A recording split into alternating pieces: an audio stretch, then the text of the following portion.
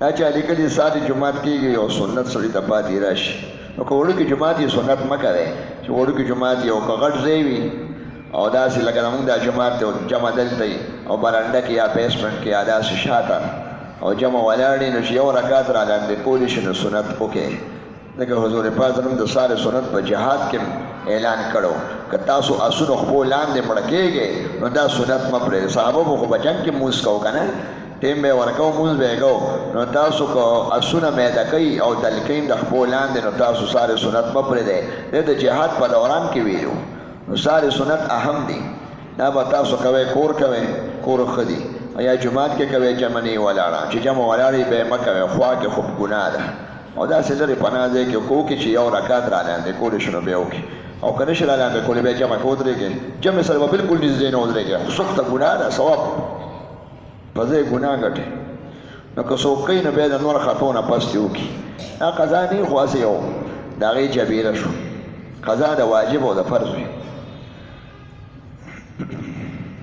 دا چا لیکلي چې یو سړي لاسونه نه او معذور دی نو اودس به څنګه ګیلاس وینځل پرې خو نشته چې لاسونه یې کټي او که مخ وله څوک وینځي نو دې وینځي زوی وي رورې وي خدمت او که څوک وله نه کوي نو داسې دې کوي تیمم به کوي تیمم به څه طریقې سره کوي که داسې مونډې وي لاسونه نو څه کپړه د خاورو کې ووایي هغه دې څه طریقې سره یا داسې خاورو په څادر دې دا مخ ومږي او لاسونه خو نشته نو بس تش مخ دی نو یو مخ پاتې شو په مخ به داسې خاورو باندې راکاږي او که دا هم نشي کولی ګرانې ورته بس مونځ دې بغیر اودسه کوي او استنجا دپاره به عورت چاته نه ښکاره کړي چې راشه ما له استنجا وکړه بل ډکې متیازې دې کوي ځان دې دغه کوي چې نشي پاکولی نو بل چا باندې راته پاکولی نشته لکه ښځه یې نه که نه څوک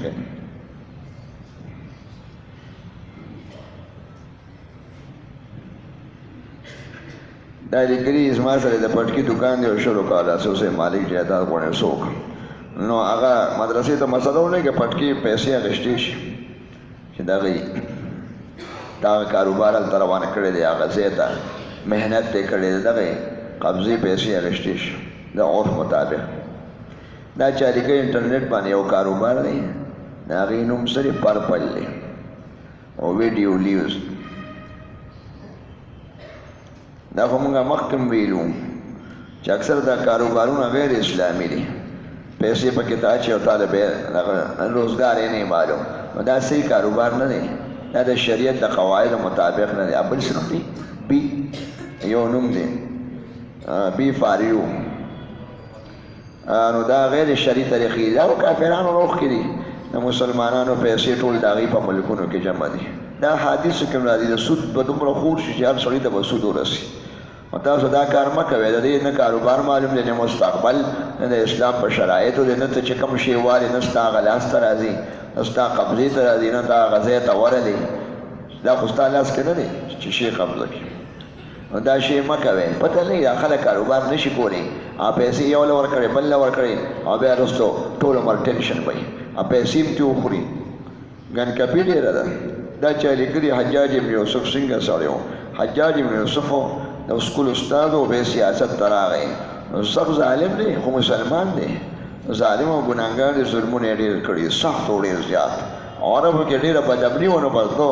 چې خلاف کوي څوک زما سر به ترې واهم نو ډېر علما او ډېر اولیاء الله او ډېر پاکان یې وجلي دي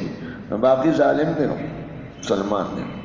د ځان غم وکړئ خپل او د دې اوسني ظالمانو فکر وکړي پخواني خوشي وي الله پیش او تیر دي دا چا لیکلي ړوند پسې مونځ څنګه دی کېږي حضور پاک صلی الله علیه وسلم ړوند صحابي دیارلس ځلې د مدینې منورې مونځ ورته حواله کړی و امامت عبدالله بن ام مکتوم رشته دار و حافظ و داسې حافظ چې د جامو خیال ساتي اودس او جامې او پاک پلید تپوس کوي یو خو داسې خدای مکه په ډېرانه او دغه ګنده ځای کې ګرځي او مونځ ورځي نو پوری شي دا چا لیکلي جمعې مونځ په کوم ځای کې جایز دی واړه واړه جماعتونه جمعې مونځونه کم پکار دي حضور علیه السلام مدینه منوره کې 9 جماعت او یو جماعت کې به یې کوو خلکو به دین هم زده کوو د حضور علیه السلام زیارت به یې مو کوو او هغه جماعت ته فضیلت هم دی جماعت کې خو چې یو کېږي نو په ټولو کې کېږي خو غوره طریقه دا ده حکمت چې غټو جماعتونو کې د غټې جمع څومره غټې جمع نو په کفارو او هغې روبمي او د هغې فایده زیاته ده چې کوم ځای کې نیکان زیاتې علما او د دین طالب علمان او پوه خلک دیندار طبقه ډېرې هغه جومات کې زیات ثواب دی د ځمکې په وجه نه د جومات د دې حالاتو په وجه امام عالمان لوی اهل علم متدین دیندار د دین شوق والا خلک راځي هغه ځای کې مونځ غوره دی ښه قاري وي دغه ته دغه وایي هغه عوارضو په وجه ښه کېږي باقي جومات د ځمکې په حیثیت ټول یو شان دی هره ځمکه صرف 3 جوماتونه وجود دي د جمعې اذان چې وشي د اول اذان تاسو کار پرېږدئ او د الله په روزې باندې یقین وکړئ ایسارېږئ ډېر مه تاسو دین نه بغاوت مه کوئ د قرآن شریف آیاتونه الله ته مه ورکوئ چې اذا نودي للصلاة من یوم الجمعة فاسعوا الى ذکر الله وذروا البیع چې بس اذان وشي خو د جومات اذان وشو راځئ په دغه 200 چې خدای درکوي په دغه وخت کې وایي هغه خدای چې ماله اوس راکوي ماله رستم راکولی شي او چې نه راکوي نو دې وخت کې به نه راکوي نو الله پاک خلکو ته هدایت وکړي زه خو یم چې دا بازارونه ټول اتفاق وکړي چې یو ګنټه دوه به بند دي ستاسو رزق به ډېرېږي انشاءالله که پیسې ډېر نه شي خوشحالي به هم درته ډېرې اطمینان به یې درته انشاءالله عدت د ښځې څه ته وایي عدت دې ته وایي چې خاوند یې طلاقه کړي یا خاوند یې مړ شي کمې ورځې بل واده نه شي کولی دغه انتظار کوي د خاوند قدر او خاوند په جدایي باندې نکاح خو لوی نعمت دی نو د هغې یو څوک وي دغه وي وخت وي نو که ماشوم یې خېټه کړي چې ماشوم وشي نو عدت به ختم شي او که ماشوم یې خېټه کې نه نو چې خاوند طلاق ورکړي 3 ماهوارې نه پس به دا آزاده شي خو دغه عدت کې جامې اچولی شي پاکې او میک اپ کولی شي دا طلاق کې او چې کله خاوند یې مړ یې که بیا میک اپ نه کوي ساده جامې به چې شونډې به نسرې کوي او نوکونه به نسره کوي او نکریزې به نه مږي خوشبودار تیل به نه مږي سلمه ستارې پړق پړق والا جامې به نه اچوي تلې راغلې به نه کوي شپه به همدې کور کې تېرې 4 میاشتې او 10 ورځې دا به ناست دی او دغه به یې نورې پاکې جامې خپل عبادت به کوي مور بعضې ښځې پرون ماته چا وی مور کړې دي مې مور کړې څه کوي مور دې وله راشي اوسه پورې به راتله چې اوس خاوند یې مړ شو بس اوس نه شي راتلی مور دې وله راشي دې ماروتې مور وایي او لور ته وایي راشه خاوند یې مړ دی نو بس ما هغه مور دې راشي او که ډېر ضرورت وي خیر دی مړي له خوا کې تللی شي یا د دوکان نه سودا راځي برخه په سر کې ځان له خپې راوالي ماسته عدت د ښځې ته وایي د نارینه زنانه ټولې کې نو بیا سر نه کوي نه که نارینه یې وویني نو سر نه عدت نشته که یو ښځې خاوند چاویشت و ډېر 3 میاشتې پس ورته 4 میاشتې 6 میاشتې پس ورته پته ولګېده چې خو مړ دی نو بس عدت یې تېرې شوې دی که خبر نه هم دا چا تپوس کړي دا جرایم د هغې اشتهارات په دې اخبارونو کې راځي او په دې څیزونو کې او موبایل کې او په د دې نقصانات څه دي نقصانات یې خو ښکاره دي او روزانه اخبار کې پلان کې جینۍ ورته خپورې شوه او پلان کې جینۍ اوس هم ماته چا ووایي چې ته جینۍ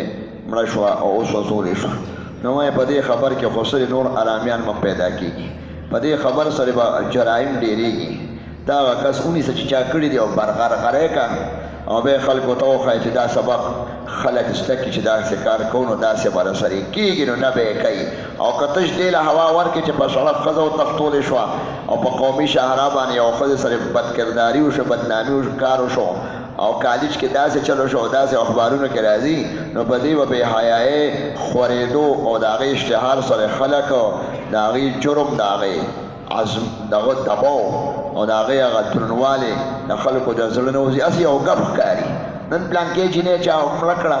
یا بدکاري ورسره وکړه او ویې سوځوله او نن یې حلاله کړه په دې خبرونو به خلک زړونه سخت شي او دی به د جرایمو نه منې کېږي نه نو دې اشتهاراتو سره خدای دې د اخبارونو ته هدایت وکړي د دې اشتهاراتو په وجه د خلکو جرایمو هغه جرم د هغې هغه درونوالی د زړه نه وځي او ګپ ورته ښکاره دی ګپ ته جوړ شو دا ګپ دی نو خدای عذاب یاره ده الله پاک دې موږ وساتي د سزا په اشتهار